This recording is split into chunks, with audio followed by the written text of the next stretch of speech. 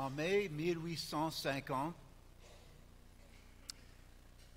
en chemin vers un rendez-vous, une tempête de neige a forcé un jeune Charles Spurgeon à rentrer dans une église méthodiste de Colchester.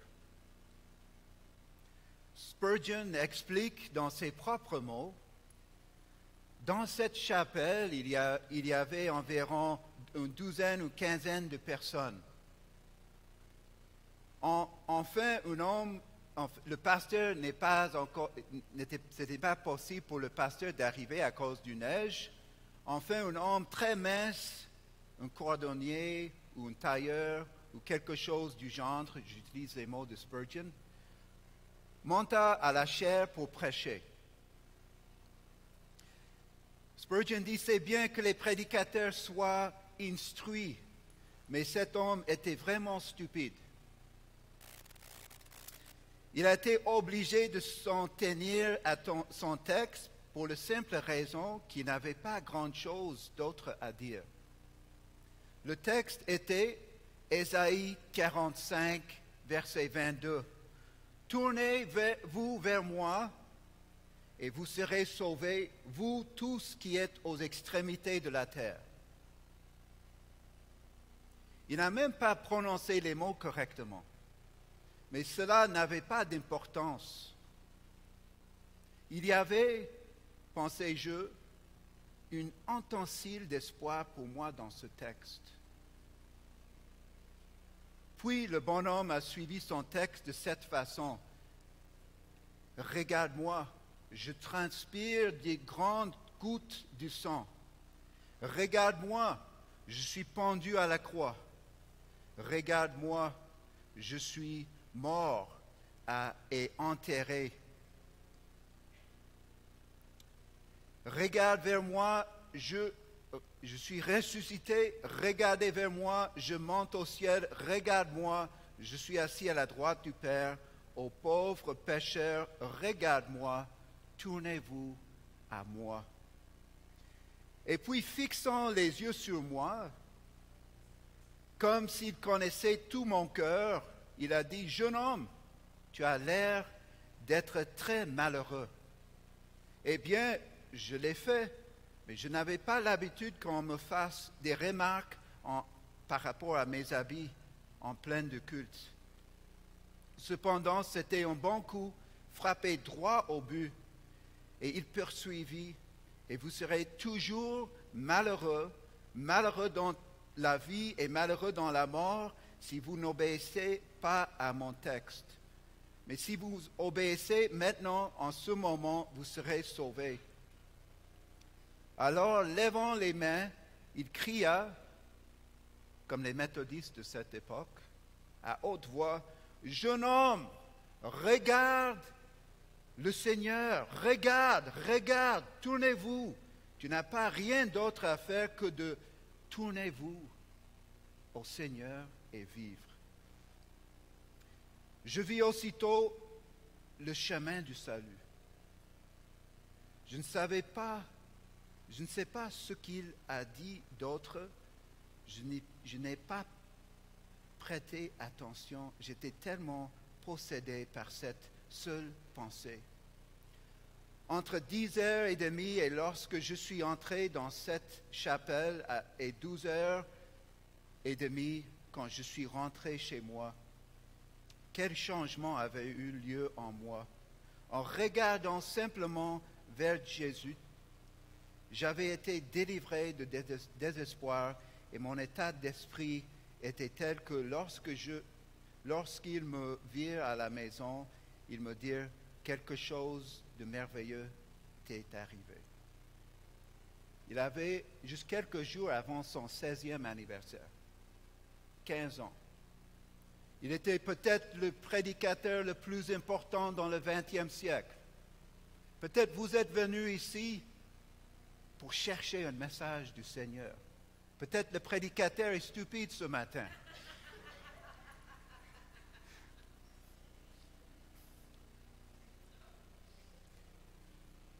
Mais ce qui est sûr, la conversion est un sujet important.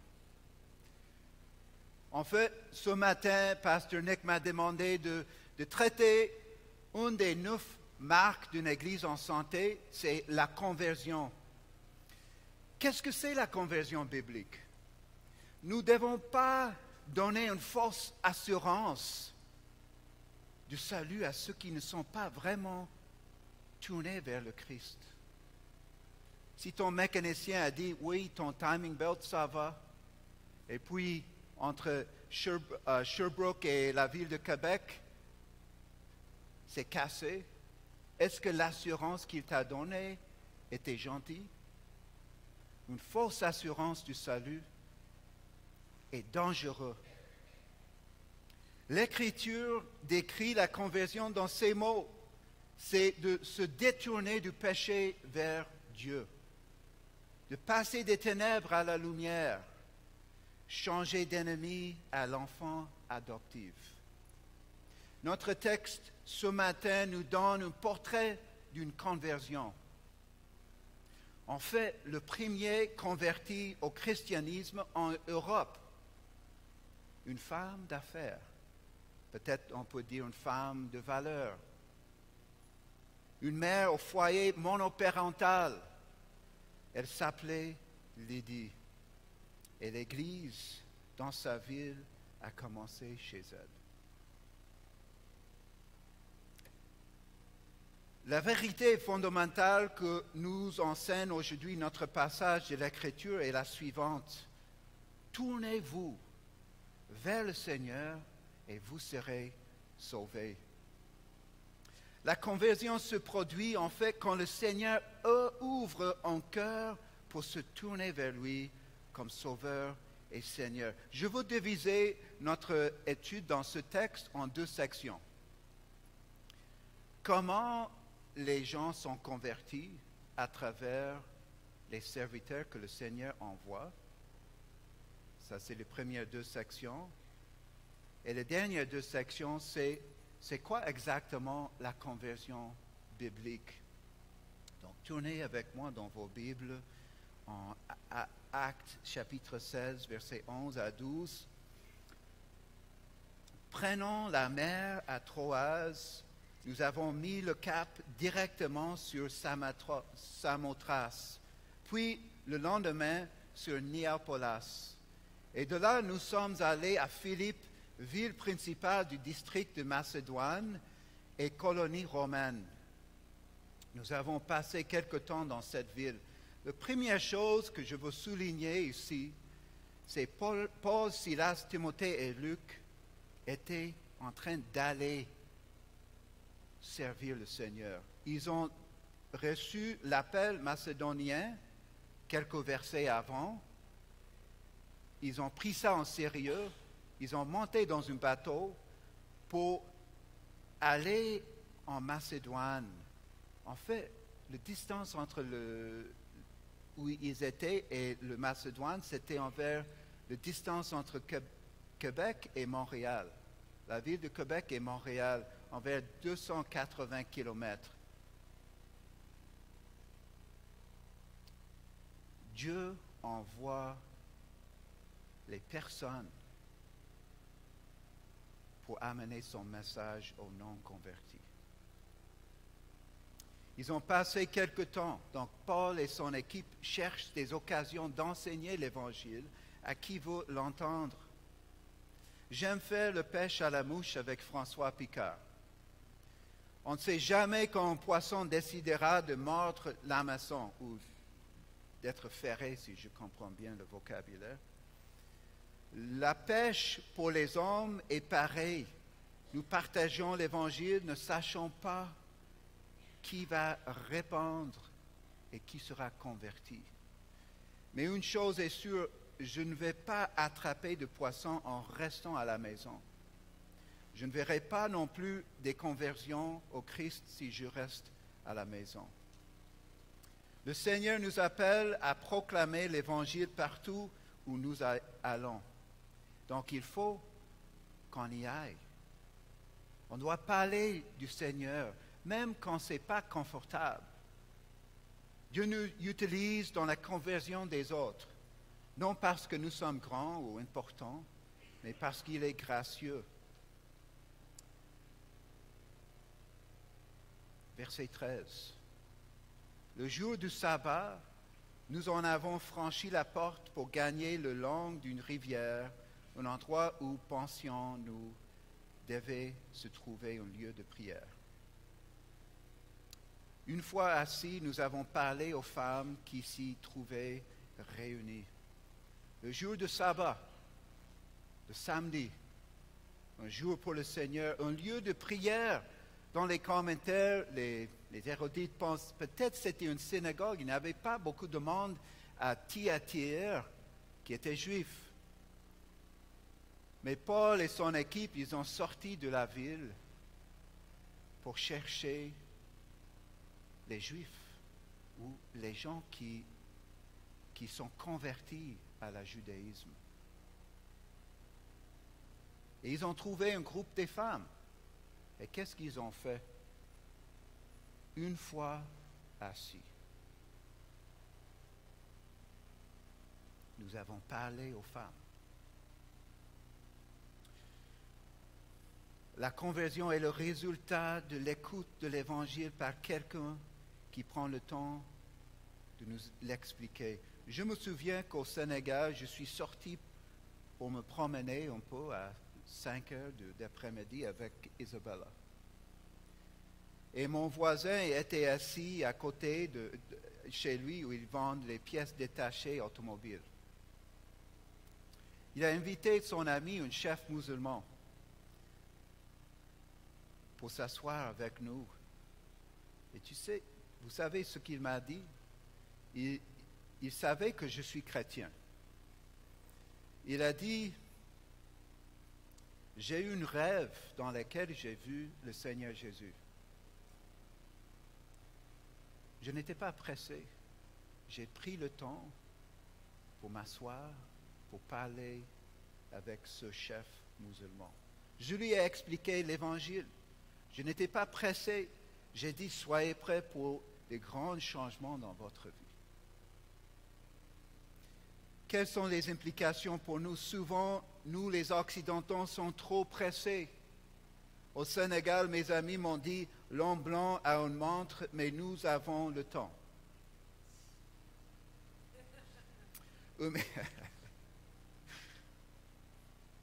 Un ministère efficace exige du temps avec les gens, de les écouter. Au Québec, nous avons besoin de passer le temps avec les gens. Je sais que François, Rémi, Max, ma femme ont pris beaucoup de temps avec un nouveau couple à notre église. Et la femme était finalement convertie. Gloire au Seigneur. Mais ça prend du temps. Ce n'est pas shock and awe. Ce n'est pas juste de prêcher au coin de la ville, en centre-ville. Ça prend du temps. Le mot parler, est-ce que vous savez qu'est-ce que cela veut dire en grec? Parler. Ce n'est pas une oration technique de l'Évangile. C'est de parler. On peut tous parler du Seigneur. Paul et son équipe ne sont pas passés à côté de ce groupe de femmes en pensant qu'ils devraient se concentrer sur le ministère des hommes. Non, ils se sont assis et ont parlé avec ces femmes. Est-ce que nous, les hommes, sommes prêts à partager l'Évangile avec les femmes? On ne doit jamais penser qu'on doit juste former les hommes, mais les femmes aussi. Troisième section, donc on a parlé maintenant comment le Seigneur travaille pour la conversion des non-croyants. Il nous envoie, il nous appelle à s'asseoir et parler. Mais c'est quoi la conversion biblique? C'est quoi la conversion biblique? Verset 14. L'une d'elles, nommée Lydie, était une marchande du pourpre, originaire de la ville de Thyatire, qui adorait déjà Dieu. Elle était toute oreille. car le Seigneur avait ouvert son cœur pour la rendre attentive aux paroles de Paul. Peut-être ici, c'est la portion la plus importante de notre texte. C'est quoi la conversion? L'une d'elles, nommée Lydie. Donc, je suis convaincu que Lydie était une femme à la recherche de Dieu.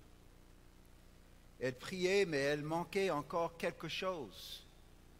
Elle savait que la Bible était vraie, mais elle n'avait pas encore entendu l'Évangile. Une marchande du pourpre. Plusieurs inscriptions locales font référence à cette industrie à Thyatire pour vendre le pourpre. Une autre description de Lydie, c'est « elle adorait déjà Dieu ». En fait, le mot en grec, une traduction directe, c'est « Lydie était celle qui craignait Dieu ». Il craignait Dieu, mais elle n'avait pas compris l'Évangile. Mais elle était toute oreille. Cela veut dire, elle écoutait attentivement, car le Seigneur avait ouvert son cœur pour la rendre attentive aux paroles de Paul. Le Seigneur avait ouvert. J'ai essayé de faire une recherche pour le mot ouvert, mais en fait, c'est juste ouvert. Il a ouvert son cœur. Mais c'est quoi le cœur dans les pages du Nouveau Testament? C'est pas juste la chaise des sentiments intérieurs. En fait, c'est le centre et source de toute la vie intérieure, avec sa pensée, son sentiment et sa volonté. Le Seigneur avait ouvert son cœur, qui était fermé jusqu'à ce point. Mais le Seigneur a ouvert son cœur. Ça nous rappelle de 2 Corinthiens chapitre 4, versets 5 à 6, quand Paul décrit c'est quoi la conversion.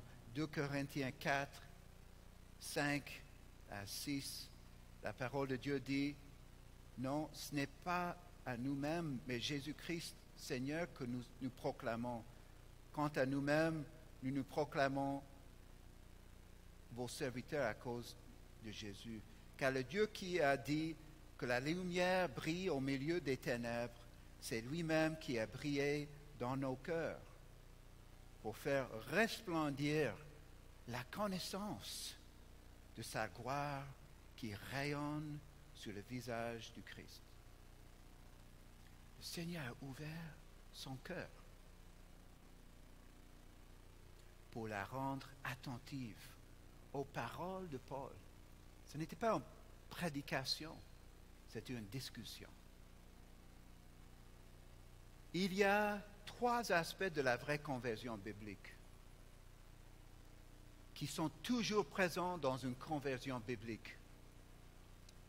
Numéro 1, c'est la régénération, par lequel l'Esprit Saint ouvre le cœur à comprendre l'Évangile, de comprendre notre état pécheresse, notre état misérable, comme Spurgeon a constaté, et l'espoir qui est en Christ.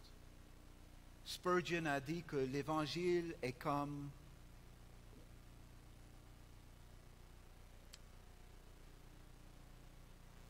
le mot ça m'échappe, mais comme un arrow, une flèche, merci.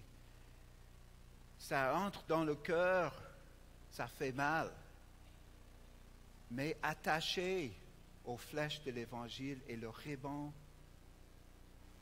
de la grâce de Dieu qui soulage. La conviction précède la joie, le sentiment d'être vraiment pardonné. C'est ça la régénération. Deuxième chose, deuxième aspect de la conversion biblique, L'individu se tourne de sa vie de péché pour une nouvelle vie d'obéissance motivée par l'amour pour Dieu. C'est ça la repentance. Et le mot tourner, c'est aux racines de le mot conversion dans la Bible. De tourner du péché et tourner envers Dieu. Donc, régénération et la repentance. Et simultanément, au 1 et 2, de la régénération et la repentance, l'individu met sa foi en Jésus comme Seigneur et Sauveur. La régénération, la repentance et la foi.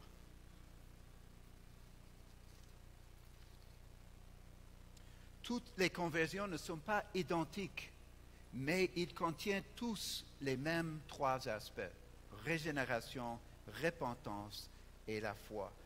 La vraie conversion biblique n'est pas toujours un événement radical, comme la conversion de l'apôtre Paul. Certaines sont plus, comment dire, moins intenses, plus graduelles. Ce sont de simples moments d'entendre, d'être convaincu que Christ est Seigneur et Sauveur. Avez-vous déjà entendu parler de Rosaria Butterfield? Elle est une sœur en Christ qui est venue au Seigneur d'un arrière-plan lesbien. Mais au-delà d'être lesbienne, elle était professeure universitaire de littérature anglaise et d'études de femmes qui militait et qui écrivait sur le mouvement transgendre. Quelle a été la clé à sa conversion? L'amour et l'hospitalité d'un pasteur et sa femme. À la suite d'un article qu'elle avait écrit dans le journal de leur ville sur l'intolérance et le fanatisme des évangéliques envers la communauté LGBTQ+, Pasteur Ken a invité Butterfield à souper chez lui pour qu'ils apprennent à se connaître. Elle a accepté pour une simple raison, pour ses recherches sur ces gens rétrécis pour le livre qu'elle écrivait sur la théorie queer et ses détracteurs. Écoutez ce qui s'est passé par la suite dans ses propres mots. Ken et sa femme, Floyd, ne sont pas moqués de moi. Ils m'ont engagé. Nous sommes devenus amis. Ils sont entrés dans mon monde. Ils ont rencontré mes amis. Nous avons fait des échanges de livres. Nous avons parlé ouvertement de sexualité et de politique. Ils n'ont pas agi comme si de telles conversations les polluaient. Quand nous mangions ensemble, Ken priait d'une manière que je n'avais jamais entendue auparavant. Ses prières étaient intimes, vulnérables. Il s'est repenti de son péché devant moi. Il a remercié Dieu pour toutes choses. Le Dieu de Ken était saint et ferme, mais plein de miséricorde. J'ai commencé à lire la Bible plusieurs fois cette première année en plusieurs traductions, toutes en luttant contre l'idée qu'elle était inspirée. J'ai combattu de toutes mes forces. Puis un dimanche matin, je me suis levé du lit de mon amante lesbienne et une heure plus tard, je me suis assis au banc à l'église presbytérienne réformée de Syracuse. Puis un jour ordinaire, je suis venu vers Jésus, les mains ouvertes et nues. Dans cette guerre des visions du monde, Ken était là, Floyd était là. L'Église priait pour moi depuis des années était là. Jésus a triomphé et j'étais dans une sale état. Ma conversion a mis mon monde à l'envers. Je ne voulais pas perdre tout ce que j'aimais, mais la voix de Dieu chantait une chanson d'amour sanguin dans les décombres de ma vie.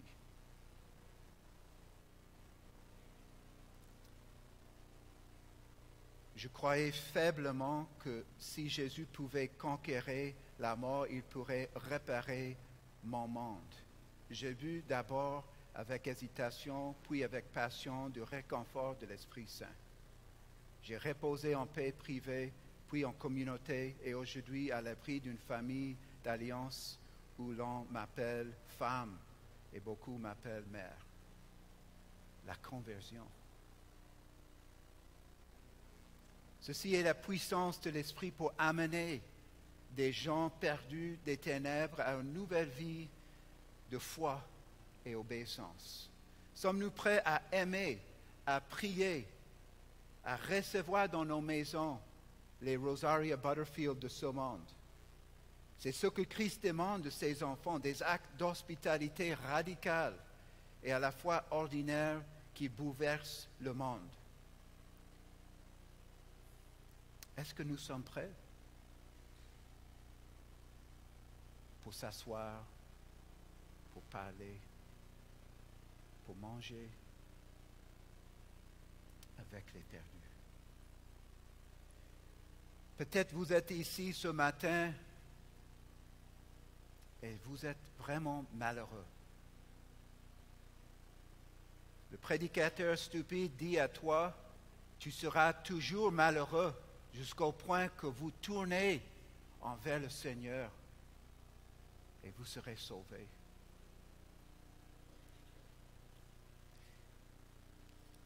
À l'âge de 15 ans,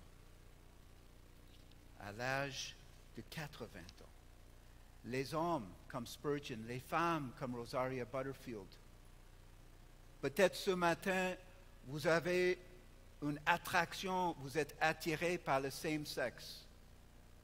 Le Seigneur peut faire un grand travail dans ton cœur comme il a fait dans la vie de Rosaria Butterfield. Dernier point d'une vraie conversion, ce n'est pas juste que le cœur soit ouvert, régénération, repentance, la foi, mais une vie transformée. Une vie transformée. Lorsqu'elle eut reçu le baptême, donc Lydie il était clair pour Paul que Lydie était vraiment convertie. Alors, ils l'ont baptisée. Le baptême, c'est une proclamation, un témoignage public d'une réalité déjà dans le cœur. Elle était convertie, elle et sa maison. Regardons sa maison. Donc, elle n'était pas mariée. Peut-être elle était divorcée. On ne sait pas. Mais toute sa famille était sauvée. Tout son foyer. Il n'était pas rare que des familles entières soient sauvées. Corneille et le geôlier. Dans notre culture individualiste, nous avons de la misère à comprendre comment une maison entière peut se convertir. Mais l'Esprit de Dieu a tout le droit d'agir ainsi, aussi dans des cultures collectives. Ma femme Angie a participé à un voyage missionnaire en Inde, où elle était témoin de la conversion des foyers entiers. Elle a vu de ses propres yeux ce que nous avons lu dans la vie de Lydie, Corneille et du geôlier philippien. Et puis, qu'est-ce que Lydie a fait? Elle a invité Paul et son équipe de loger chez elle.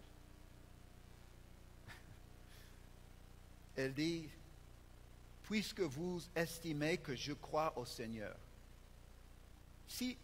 Paul, si tu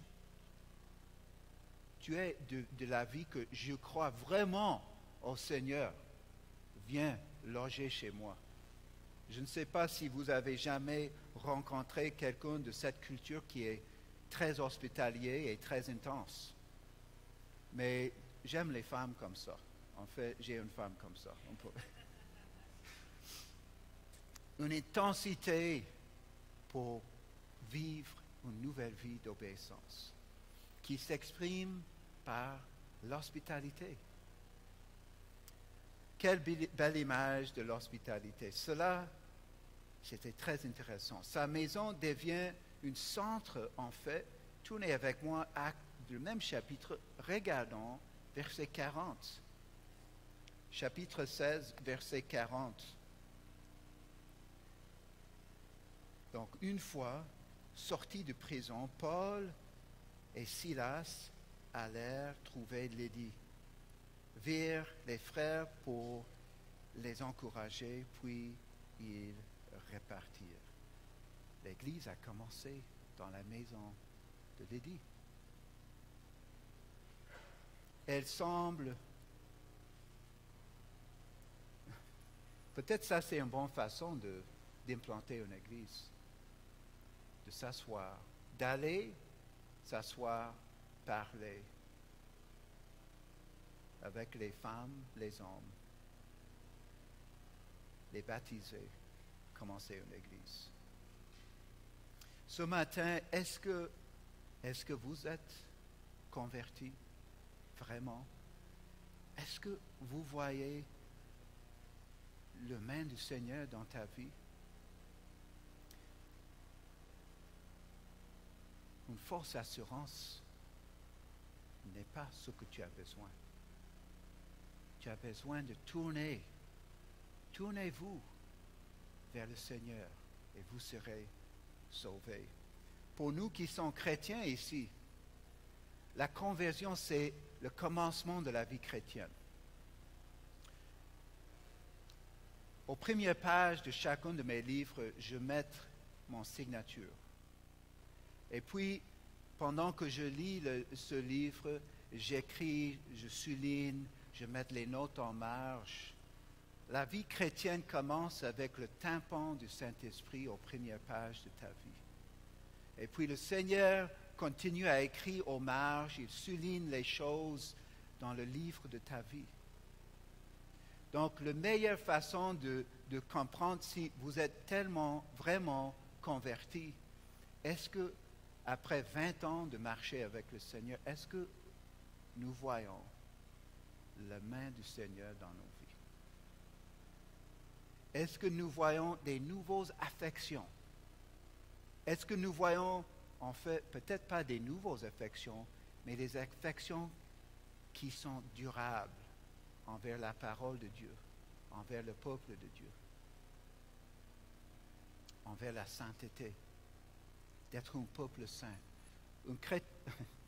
Spurgeon a rencontré, il y avait un homme ivre qui a dit à Spurgeon, « Je suis un de tes convertis. » Et Spurgeon a dit, « C'est clair, tu es un de mes convertis, mais pas du Seigneur. » Donc, l'évidence d'une vraie conversion, c'est une nouvelle vie d'obéissance. Pas parfait, mais un désir, même le désir de vivre pour le Seigneur, ça vient du Saint-Esprit. Un de mes pasteurs au Texas a dit, l'assurance du salut est liée avec notre niveau de sanctification. Le plus que tu vois la victoire du Seigneur dans ta vie, dans ton combat quotidien avec le péché, le plus que tu seras assuré de ton salut. Mettez en œuvre notre salut avec crainte et tremblement, parce que c'est Dieu qui est à l'œuvre en nous pour nous donner le vouloir et le faire. Je ne suis pas en train de dire la vie chrétienne est facile. La conversion, c'est le début, c'est la porte d'entrée de la vie chrétienne. Mais tout au long de ta vie, le Seigneur écrit dans ta vie. Il te guide. Il met ses notes aux marges de ta vie. C'est ça, la conversion. On peut dire qu'une vraie conversion n'est pas mesuré par l'intensité des émotions en réponse à l'Évangile, mais ce que l'Évangile produit dans ta vie en long terme. Ce texte m'interpelle. Ce texte nous interpelle. D'être sûr que nous voyons le main du Seigneur dans nos vies. Nous avons parlé de comment le Seigneur sauve et convertit les gens. Il nous envoie envers les non-convertis. Il nous dit de prendre le temps pour parler avec eux. C'est quoi? Et deuxièmement, c'est quoi la vraie conversion? C'est un cœur ouvert par le Seigneur et une vie transformée. Prions. Seigneur, pour la plupart de nous,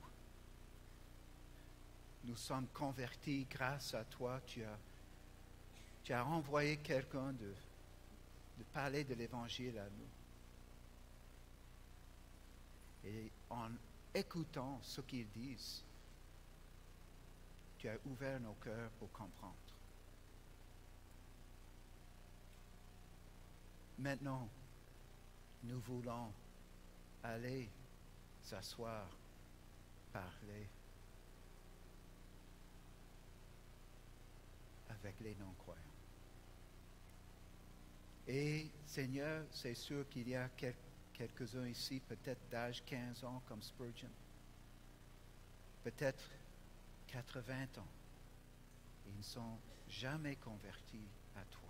Ils n'ont jamais tourné à toi et mis leur foi en toi pour être sauvés. Il sera toujours malheureux dans cette vie et dans la mort. Tournez, mon ami.